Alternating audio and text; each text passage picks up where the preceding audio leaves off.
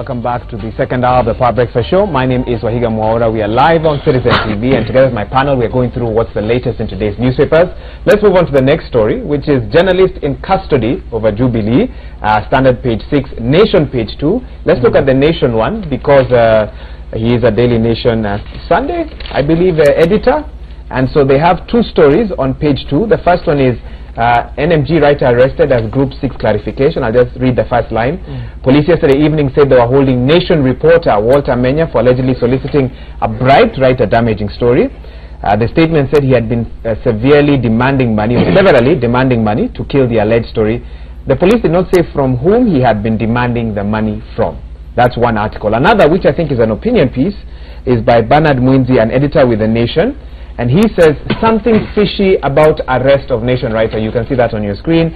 And he goes a bit more specific and says the story, complete with an accompanying picture, was broken on Facebook by a blogger associated with the government. Minutes later, the same blogger posted another photo of Mr. Menya in handcuffs at the DCI headquarters on Kiambu Road. At the time, neither senior management at the Nation Media Group nor Mr. Menya's immediate supervisor knew that something was afoot. And he gives his own comment by saying, whichever way you look at it, this reeks of a scheme to humiliate Mr. Menya and by extension his employer. Honorable Barua, I'm sure you've heard that story. It was a big story yesterday, especially on social media. Your thoughts? Actually, I've not heard about it because I was busy in the referee. Oh, I didn't see the newspaper for 2 days. I didn't even watch the TV or listen to the radio, so I'm hearing it from you. How are you getting your updates? I mean, you are doing on the... Your people are assisting us on that. So people are assisting you. Yeah. Carry on. Sorry, yeah, in terms of content, we are doing well. But what I would like to say is that first and foremost, this goes down to the... First of all, I'm not assuming that Menya is guilty. He was... And he said it to court, so we don't touch on yeah, what will happen. I cannot touch on that, but is issue of first of all, ethics, journalistic ethics. It could be happening that some journalists do ask for bribes, not necessarily Menya. So if he made an attempt to do that, if he made an attempt, that could be something that's serious. And journalists across the country should actually move to full professionalism. Have you ever been asked? And that's why I'm struggling actually to put it in context. You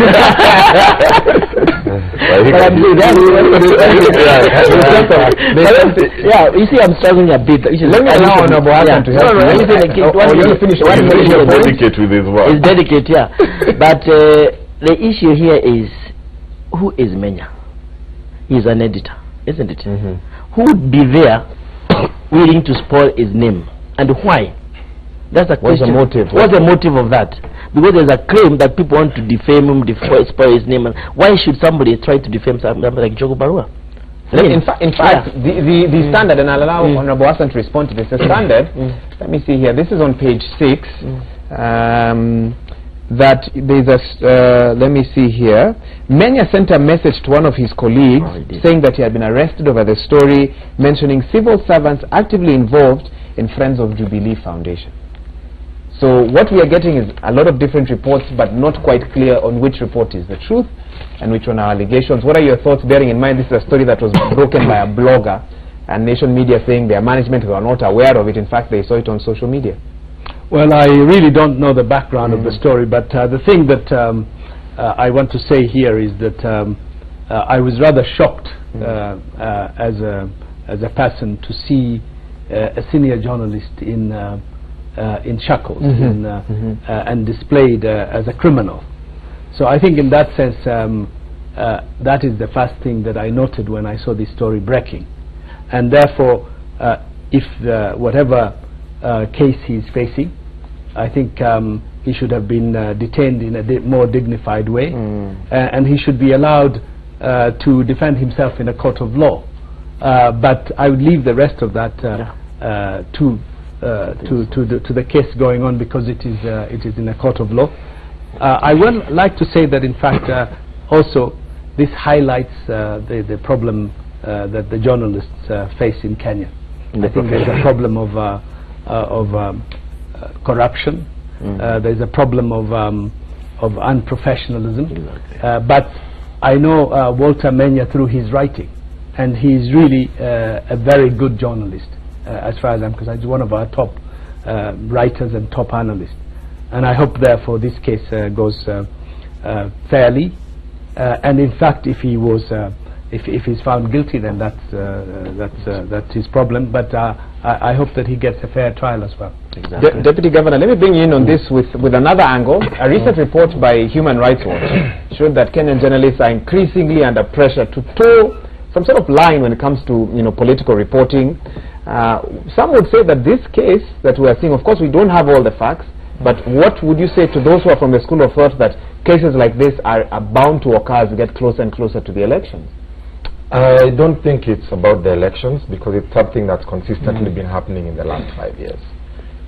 Media freedoms have been stumbled on by this government. And I think my friends have been very economical, my friends from Jubilee have been very economical with analyzing this headline. How do you see it? Let me break it down nicely so that you can see the inside on the inside. Journalist was arrested. Senior editor. Senior editor. Even before his family or his employer knew, there's a Jubilee blogger who's gotten the information and released it with propaganda that he's been arrested because of bribery claims. So they're already trying to shape a narrative. Then this blogger had access to take a picture inside a very secure government institution. How did they get that access? So you can see somebody is trying to push a narrative that this journalist has been arrested because of some sort of breakage of the law. Now, we have the Public Officers Act. Public Officers Act, and it's Public Officers Ethics Act. Section 16 says, no public officer shall support or oppose any political party. Has nothing to do with elections. Any political party. You're seeing public officers, and which is the story that Walter had written. He saw public officers that has been registered by the NGA Council, right, with directors, bank holders, signatories or whatever, very actively, who are public officers supporting a Jubilee lobby group, which is breakage of the law. So he has brought out the story where you have public officers campaigning openly for the Jubilee government against the Public Officers Ethics Act. So I think that's what they're trying to silence. Now, just before we finish it, and this is the impartiality we are talking about. Before I spoke about when NASA does something, they're arrested. When Jubilee does, they are not. Now, let's talk about the NGO Council. The NGO Council has registered an NGO called the Jubilee Foundation with public officers as directors. That is okay. You have registered the Sonko Rescue Team that is doing government functions without necessary licenses. The county licenses for garbage collection. They have registered an NGO to go and collect garbage who don't have licensing to do that. That's the Sonko Rescue Team. Because they are Jubilee, they stay in power, they stay registered as NGOs.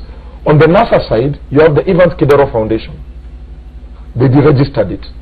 The governor had to go to court, and the court overruled it because it was done improperly. You have the Kalonzo Musyoka Foundation. They deregistered it. The former vice president had to go to court, and the court ruled that it was deregistered and procedurally and unfairly.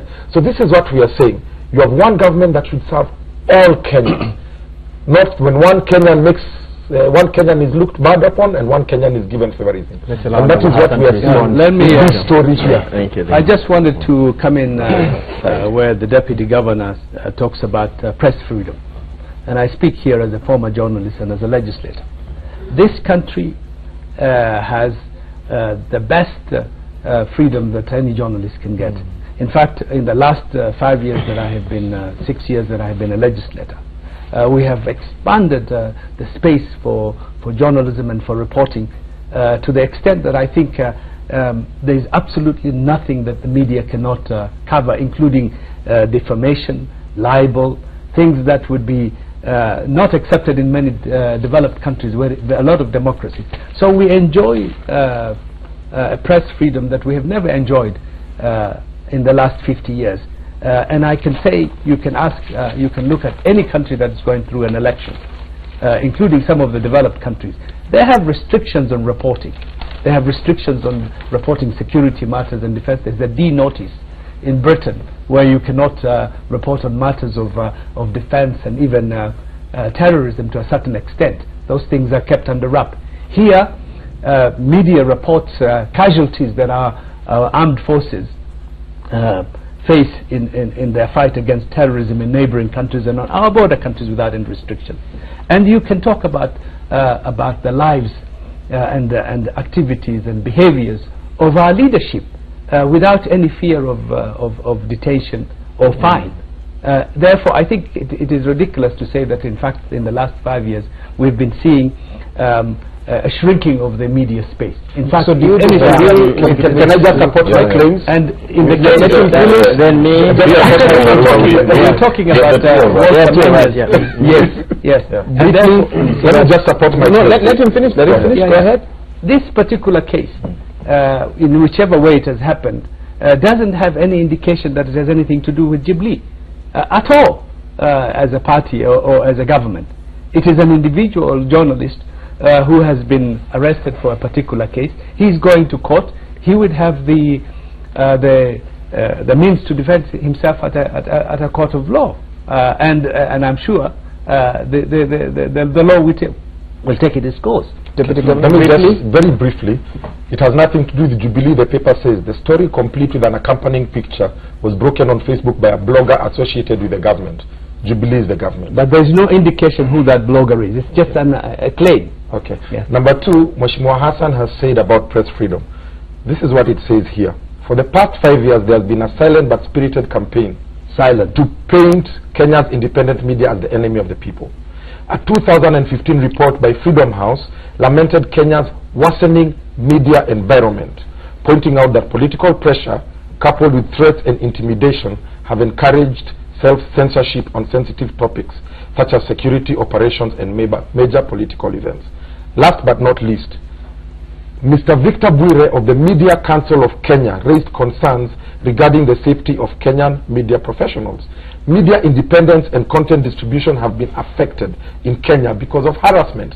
These are journalists, these are big lobby groups and journalist professional organizations who are saying that media freedom has been stifled in the last 5 years. But tell me, hang on. We have more than one example of a journalist who has been jailed or detained, or a publication that has been banned. None at all. These are all lies. We'll give him a chance to answer that. In terms of what is happening, I think we look at Menya's issue in terms of holistically. In terms of ethics, ethics is a two-double-edged sword, Wahiga. Both the media has got the restraint in which they should also operate, and the same way the government. And maybe, like, I think there are packets of truth from Deputy Governor and Mheshimiwa here, depending on what they're bringing out. In terms of what is happening, let's look at the Menya's case. What was he publishing? Menya was talking about the content as per to what has been reported. We know very well, and I wanted to quote the Public Officers Ethics Act of 2012. Wahiga, we have this act being mutilated by the political class. We've seen right now public officers campaigning officially for the government. And Mheshimiwa Barua, who is about to come in, knows that this is wrong. And we know very well, a country is only as good as the laws that they make and the institutions that they make. And Wahiga, there is an institutional crisis. Is it just the laws that they make, but whether they see through the they see through the law, the value chain of the law process. In terms of how our institutions work, and there's a very powerful quote about laws. Sometimes make laws with the intention that your enemy is in power. Because today Mheshimiwa Barua may be in government, the next day they may not be in government. So why don't we make laws for posterity? That if you're a public servant, you cannot, if Deputy Governor, they come to government, the same law should apply to them. And even if he comes here, we will tell him, Deputy Governor, you are a minister there, it is wrong. You should not be doing 1, 2, and 3. But we are doing selective adoption of our laws. Now, when it comes to what the Menyas, and I agree with what Mheshimiwa Hassan said, that it may have been wrong in terms of the process of parading him.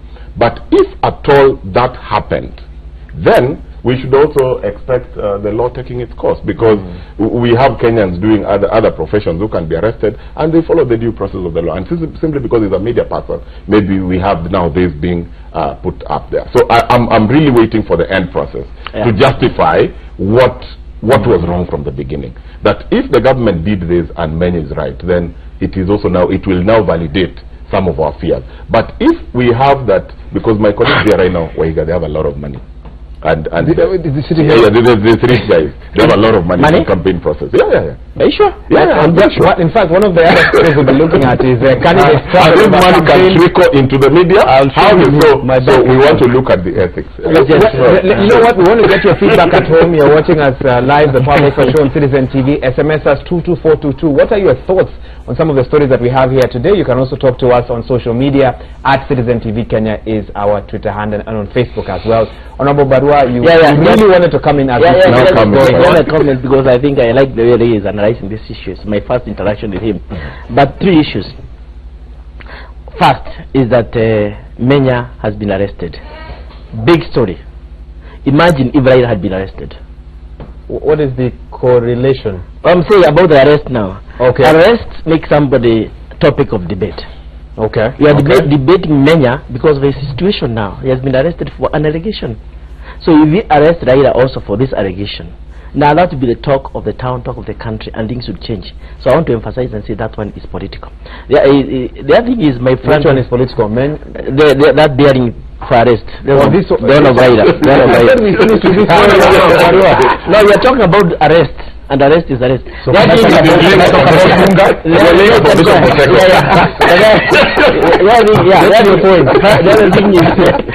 is, my friend here, he has read 2 or 3 paragraphs. That is not his job here. His job is summarize.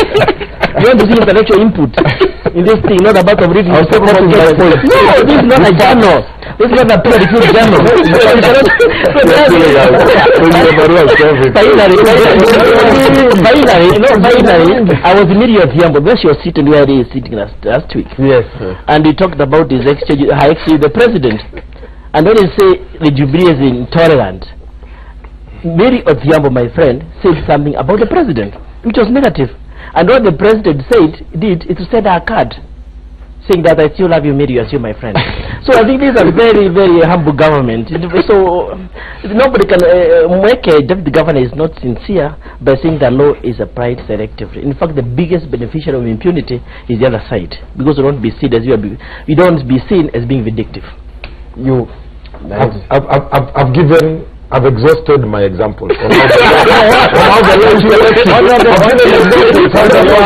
Honorable Hassan asked you a question. Yes. He asked you name one journalist, one person you know who has been jailed because of putting a story out there. Newspaper that has been banned.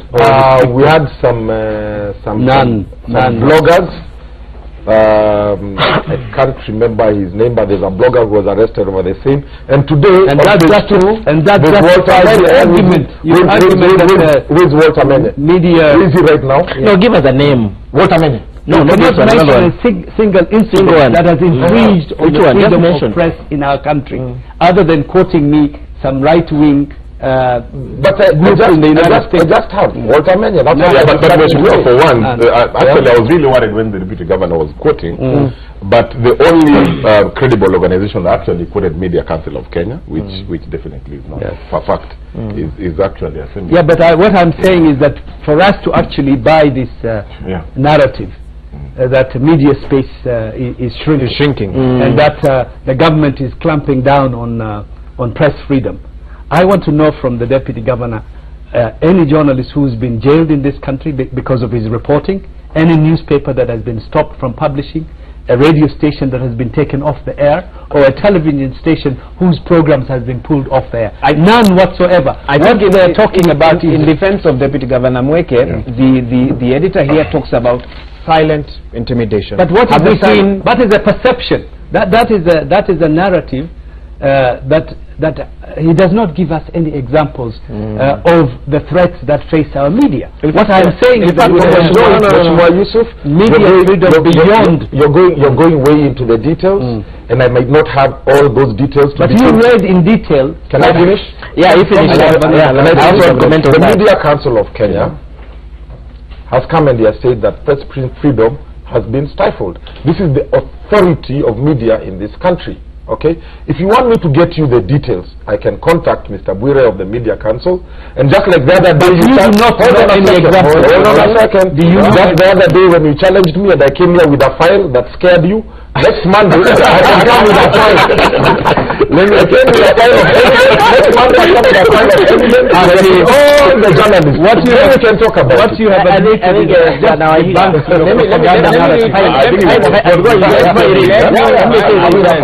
before this one. Yeah, okay.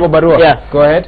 What I'm saying is that before you read that article, I would like to say that what you are reading about silent intimidation. Yeah. That I'm a trained journalist, fully trained journalist. I know about ethics and content. That article of silent intimidation does not meet the threshold of even being published in this newspaper. Absolutely. Because it is actually speculative. It's telling people what is silent. People are speculating. But you say that newspaper that not peer. No, I'm not in support or oppose it, but I'm saying the threshold of this newspaper, it doesn't meet the threshold. I can't say that I suspect I suspect is an analyst. No, I need to say why I think you are. So these guys are talking about silent intimidation. That is provocative itself. It's actually incitement. It does not meet the threshold. Okay, it's unprofessional. Let me see what people are saying here on 22422. And I'm going to read some of these, although they are a bit provocative, because just good to know what people out there are thinking. Someone says good discussion, but indeed a lot of media people have always asked for a bribe to air reports and matters in favor of some matters, or even disregard very positive matters if they do not obtain a bribe. Someone there does not give us their name. Another one here, Gundo from Nairobi, says Honorable Hassan should go back to journalism. His narrative would be different.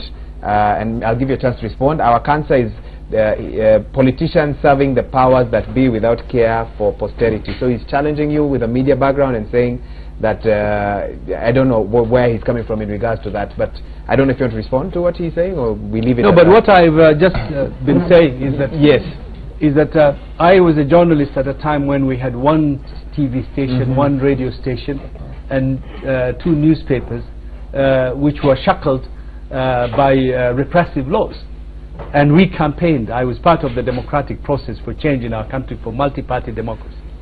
And now that we have laws that protect journalists, we have a system in which press freedom has been accepted as a reality in our country. Of course there are challenges in our society, but to blame that on a particular government or a particular system, even the opposition intimidates the media. There are reports that you cannot publish. The Daily Nation, when it has a positive headline about the Jubilee government and about President Uhuru Kenyatta, does not sell very well in Kisumu.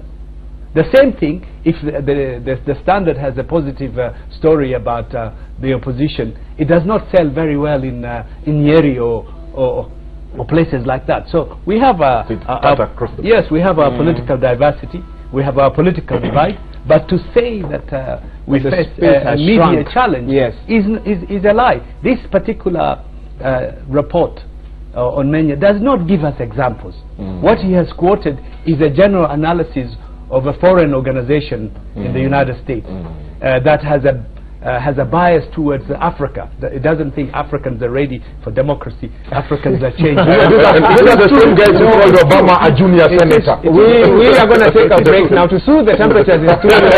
Cuba will take it away with some music. We'll be back with more newspaper review.